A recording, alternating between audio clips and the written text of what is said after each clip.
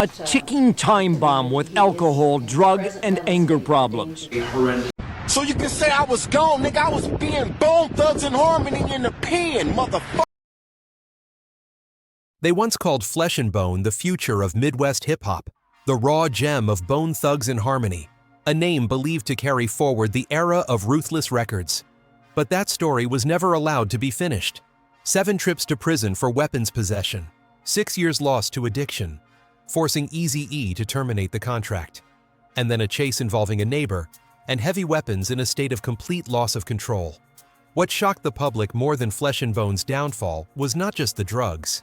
Behind that arrest were secrets Hollywood tried to bury for more than a decade. He was once called the talent Hollywood forgot, but now, as the past is slowly peeled back, it may be Hollywood itself that fears saying the name Flesh and Bone. A childhood drenched in beatings and violence. Flesh and Bone's real name is Stanley Howes, born on June 10, 1973. And like a so-called specialty shared by many hip-hop names, his childhood was not about dreams, but pain, chaos, and survival pressure. Flesh and Bone grew up in northeast Cleveland, Ohio, an isolated area, saturated with violence, drug dealing, and street crime. There, peace was a luxury, and vigilance was a required instinct. Yet to hip-hop fans, Cleveland is known as the cradle of legendary rappers. During those years, Flesh and Bone endured extremely severe abuse bruises and relentless beatings that left him constantly unstable. Even though he had some involvement in street life, it was never enough to make him whole. But do not rush to label him an uneducated street thug. This is precisely the paradox that makes the story more frightening. Stanley Howes was a strong student. He openly said he was an excellent student. Not only that, he had the opportunity to attend one of the most prestigious private high schools in the United States, where values of discipline, patriotism, and civic responsibility were taught. By day, he studied in an elite environment. By night, he returned to a neighborhood where violence was the common language. A double life. A child forced to split his mind in two just to survive. It sounds suffocating, living in that environment. Flesh and Bone learned a dangerous but necessary skill, disconnecting from reality when needed. Rap became the only mental lifeline keeping his mind from collapsing. His music was not dreamy or rose-colored. It went straight at the dark side of life, because that was what he saw every day. Writing rap was not entertainment for him. It was a way to stay sane. On that musical path, he was not alone. Flesh and Bone is the older brother of Lazy Bone and the cousin of Wishbone. They grew up together, listened to music together, and were quickly pulled into hip-hop as a shared escape.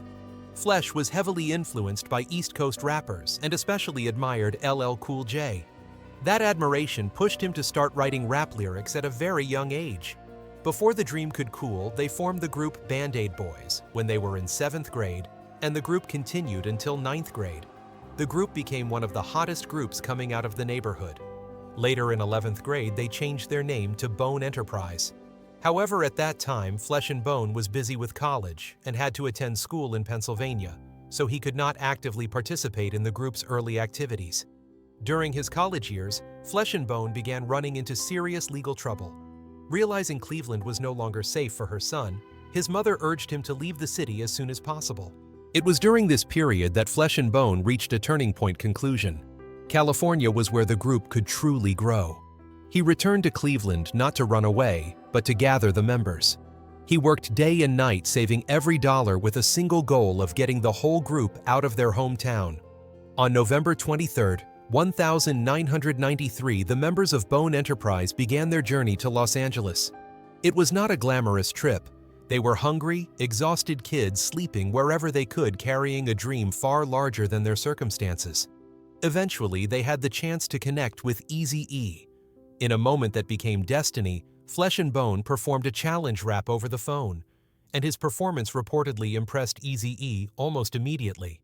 That impression was strong enough for Eazy-E to request that the entire group meet him in Cleveland to move towards signing with Ruthless Records.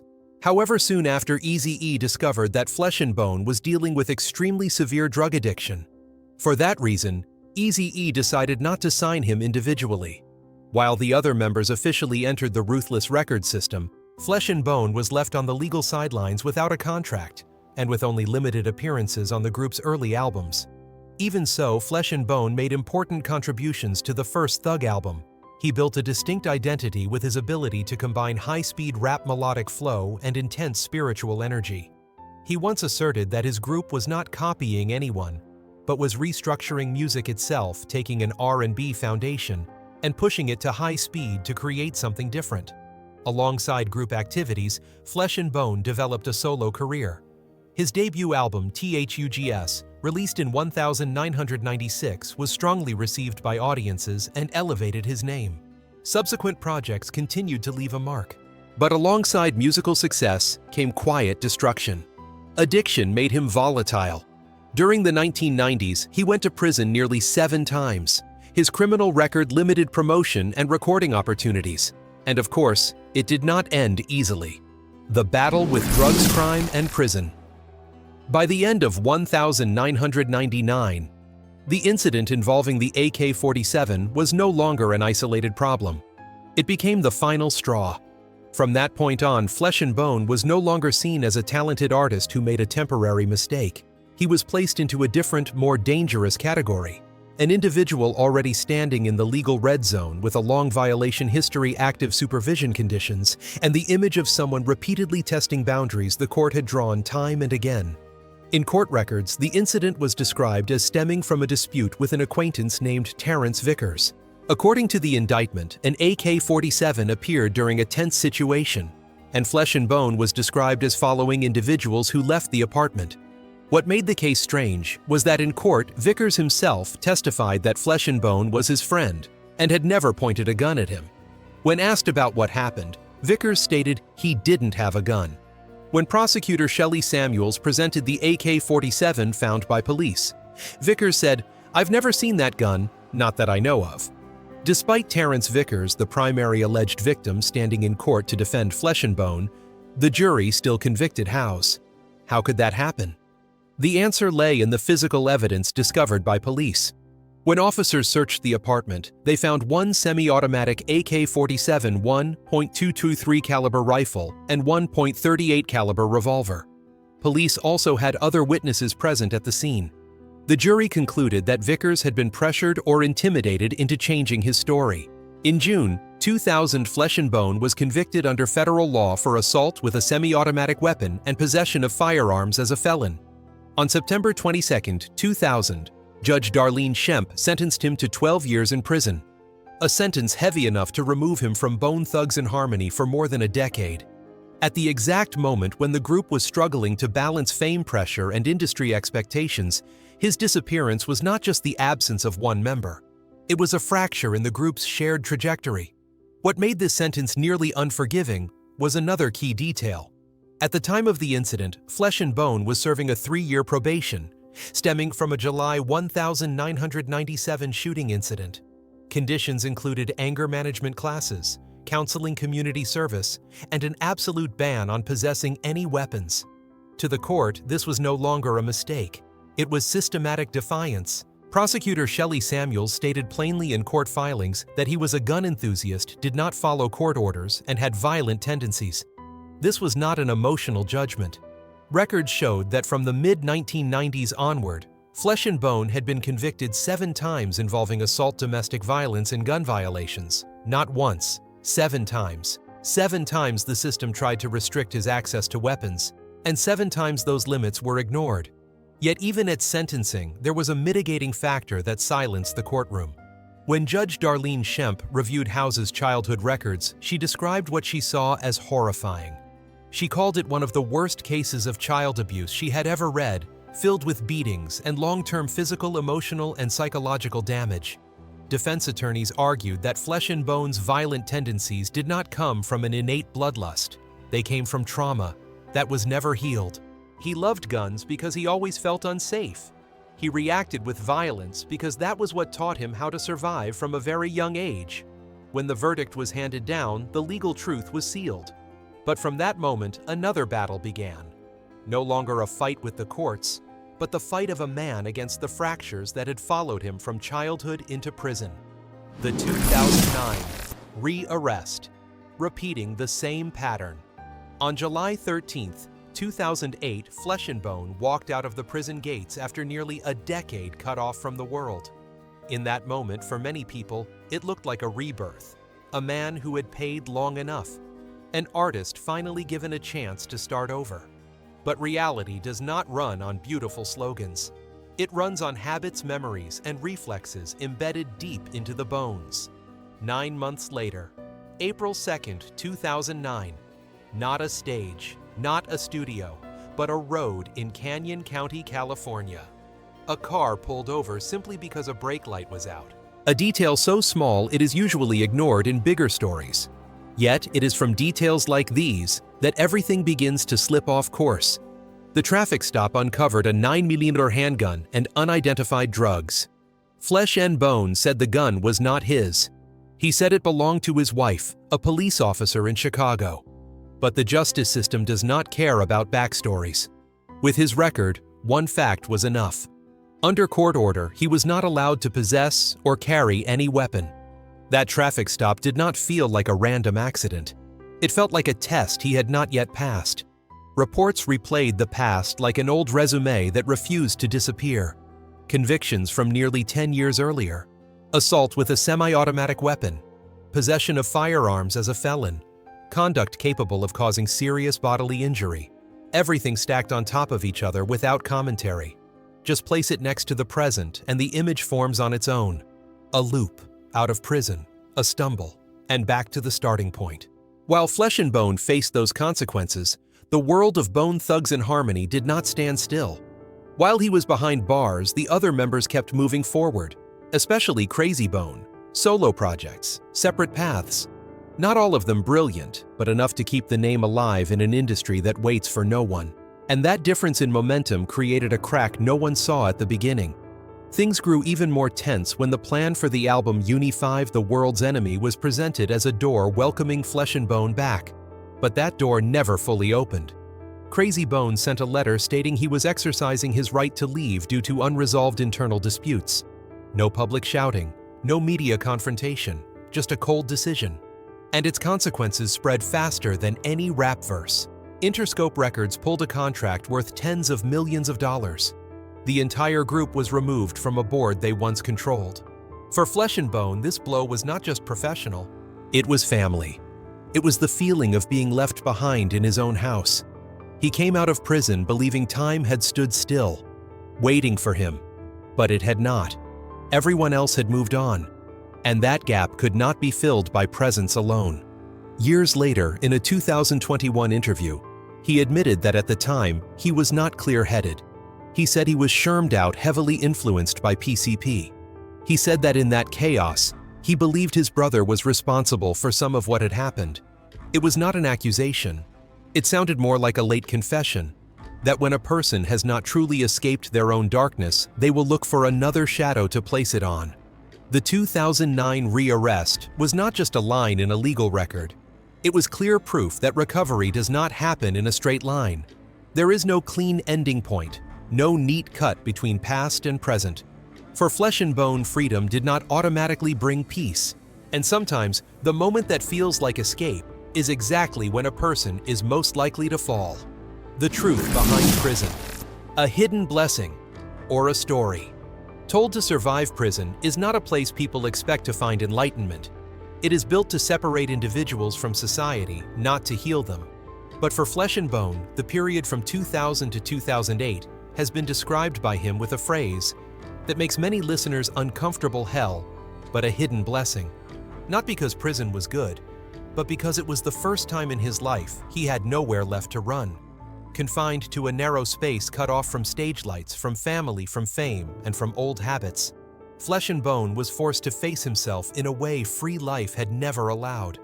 No more excuses about circumstances, no more blaming pressure or environment. Only time remained, and silence. In later interviews, he did not avoid the truth that accepting full responsibility for what he had done was the most painful experience of his life. But it was also necessary if he wanted to survive mentally. What stands out is how he tells that process, without heroic coloring. There is no story of "I went to prison and instantly woke up." Instead, he admits to initial resistance, anger, and denial. Only when he realized he could not change the sentence, could not rewind time, did he begin to change the only thing still within his control: how he looked at himself. This was a major pivot point in his character, not from criminal to saint, but from someone who always reacted to someone who began to reflect. In that journey, religion functioned more as structure than as a miracle.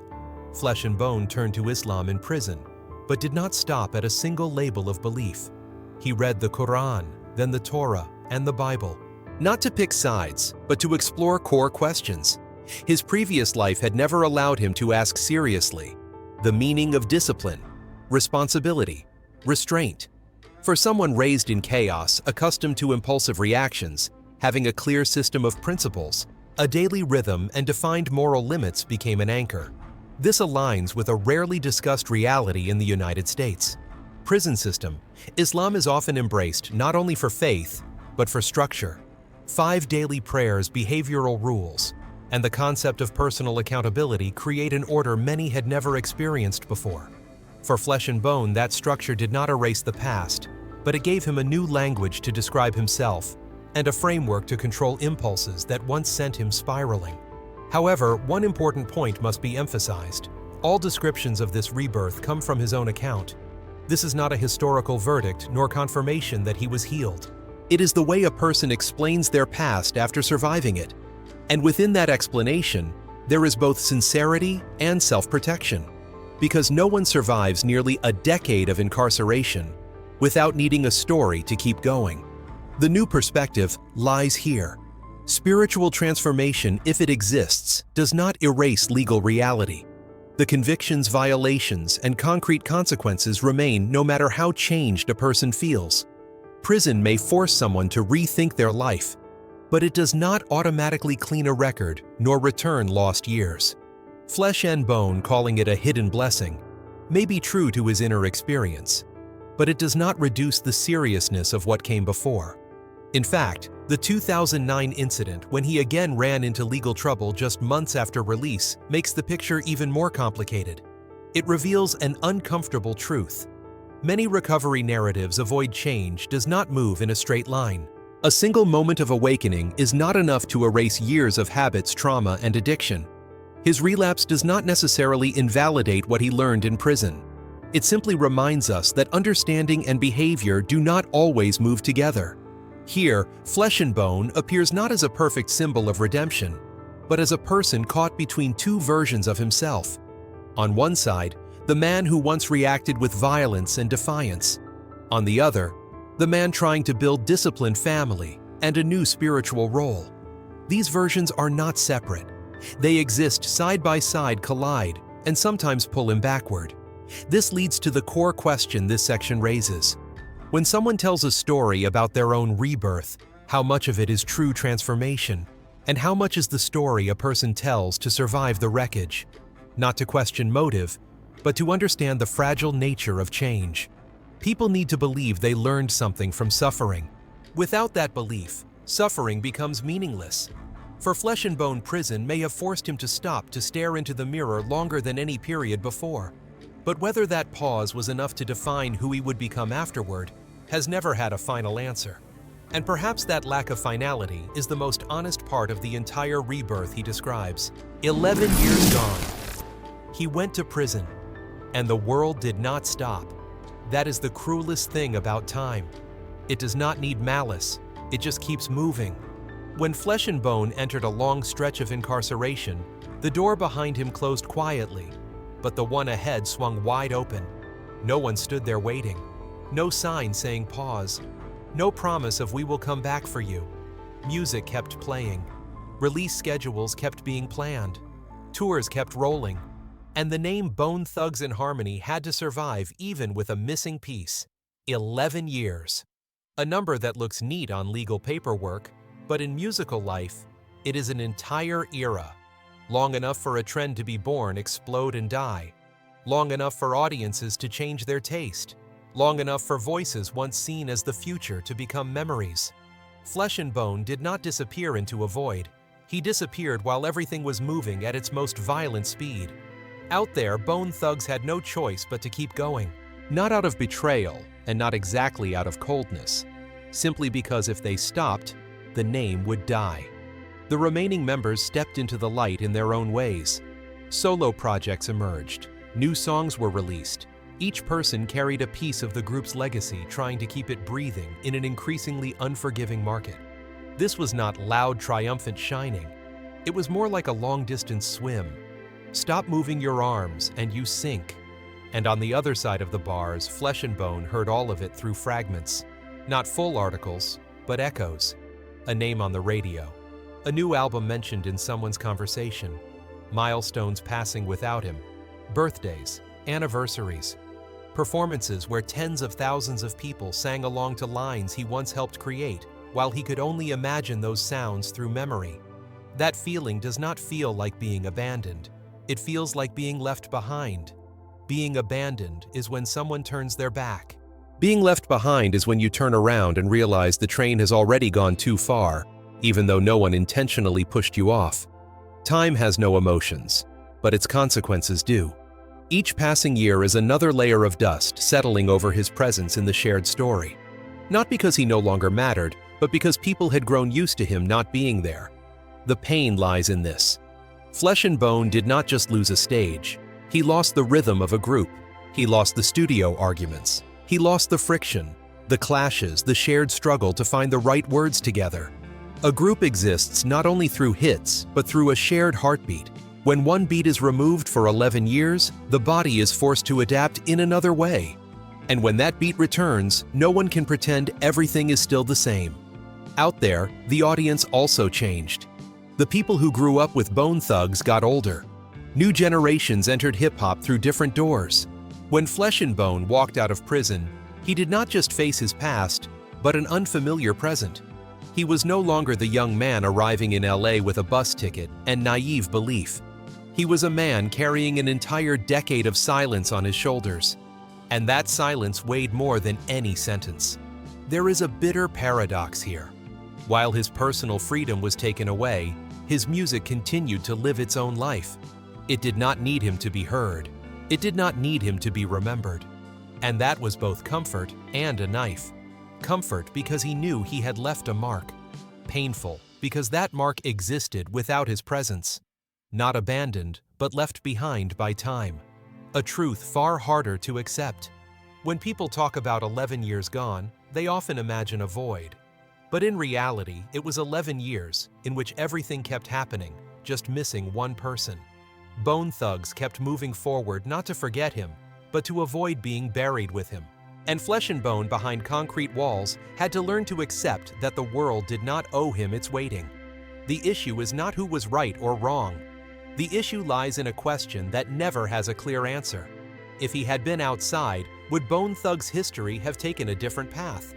Would artistic decisions have changed? Would internal fractures have healed sooner or even grown worse? No one knows. Time does not allow rewinds. And perhaps that is the deepest tragedy of those 11 missing years. Not what happened, but what never had the chance to happen. A branch permanently cut off. Another version of Bone Thugs that exists only in theory. Flesh and Bone returned after everything carrying change, maturity, and scars. But he returned to a world that had learned how to live without him. The final question still hangs. If those 11 years had not been taken from him, would the history of Bone Thugs have been different? Or was that absence itself what shaped them into who they are today? The legacies that remain. In 2008, when Flesh and Bone walked out of the prison gates, the story seemed to have reached a familiar ending. A man who had paid his price returned to freedom, took a deep breath, and started over. But reality never works that simply. Freedom does not erase momentum. And the past, even when silent, still stands right behind you. Less than a year after his release, the stumble of 2009 arrived like a cruel reminder. It did not completely destroy the image of rebirth he had spoken about, but it cracked it. Not because of the scale of the incident, but because of its meaning. It said something most recovery stories are afraid to admit: change does not move in a straight line. It wobbles, it relapses, it gets tired, and sometimes it returns to the exact same place before it can move forward again. What stands out is that after that stumble, Flesh and Bone did not disappear from his own inner life. There was no loud self-defense, no public declaration of justification. Instead came a long period of silence where he spoke more about discipline, family, and responsibility. This was not the language of a star trying to protect an image. It sounded like the way someone who once broke everything is learning how to hold things with both hands. In the years that followed, as Bone Thugs-n-Harmony slowly reunited, a description began to surface around Flesh and Bone's spiritual anchor. Someone no longer standing in the spotlight, not needing to be the loudest voice, but helping keep everything from drifting too far. It sounds flattering, but it also needs to be viewed clearly. There is no official documentation proving that role in an organizational or leadership sense. It mostly comes from perception, from stories from what people saw him embody after so many years of collapse. And this is where the story becomes more interesting. Not because it offers a clean conclusion, but because it refuses one. Flesh and Bone is not told as a fully redeemed hero, but he is no longer just the image of a lost man defined by court records. He stands in between, an uncomfortable gray zone, where a person carries scars while trying not to let them control him again. Perhaps the most important thing at this final stage is not whether he has truly returned, but the question that lingers behind it. When someone carries real talent and also real mistakes, what becomes the final measure? Their worst failure, or the long stretch of days spent living with it, fixing it, and never being sure they will win every day? And if the answer is unclear, perhaps that is the only truth this story leaves behind. All data, analysis, and commentary in this video are presented based on information available at the time of production. The content is subject to change over time and should not be considered a definitive forecast. There is still so much more to explore: stories of resilience, legacy, and the truth. Feel free to dive into some of our top recommended videos now appearing on your screen.